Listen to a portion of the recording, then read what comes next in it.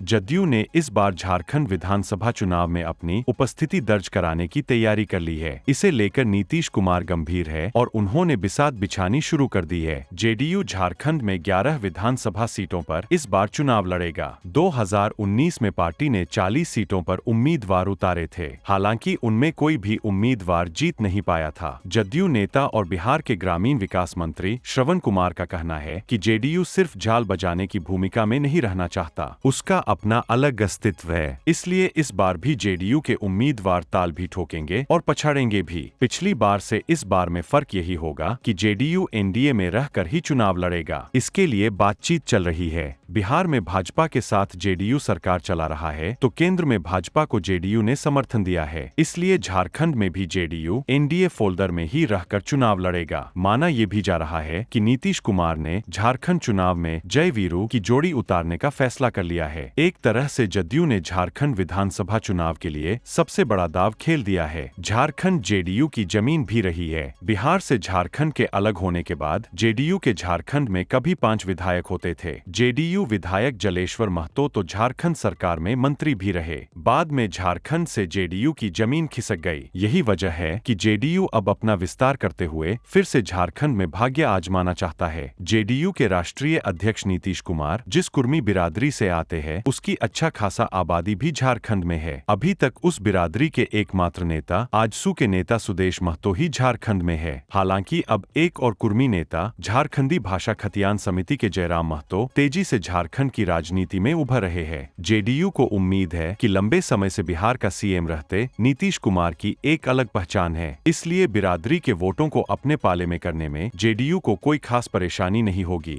दूसरे की एनडीए में रहकर चुनाव लड़ने से भाजपा और आजसू का साथ भी आसानी से मिल जाएगा। शून्य पर सिमटे जेडीयू को इससे यकीनन संजीवनी मिल जाएगी। जेडीयू ने झारखंड में संगठन की कमान खीरू महतो को सौंपी है। झारखंड में अपनी जमीन तैयार करने के लिए ही नीतीश कुमार ने खीरू को बिहार के कोटे से राज्यसभा भेजा था। वर्ष 2019 के विधानसभा चुनाव में खीरू महतो के बूते ही जेडीयू ने 40 उम्मीदवार उतारे थे। हालांकि तब एनडीए से अलग होकर जेडीयू ने चुनाव लड़ा था। शायद यही वजह रही कि एक दूसरे के वोट उसे ट्रांसफर नहीं हुए और जेडीयू को एक भी सीट नहीं मिल पाई थी। जेडीयू ने इस बार झारखंड विधानसभा चुनाव लड़ने की पुख्ता तैयारी की है। पार्टी ने निर्दलीय सांसद भारतीय जनतंत्र मोर्चा के साथ तालमेल किया है। सरयू राय मूल रूप से पहले भारतीय जनता पार्टी में ही थे। 2019 के विधानसभा चुनाव में पार्टी ने उनका टिकट काट दिया तो वे तत्कालीन सीएम रघुवर दास के खिलाफ जमशेदपुर पूर्वी से निर्दलीय चुनाव लड़े और उन्हें हराकर काफी सुर्खियां बटोरी थीं।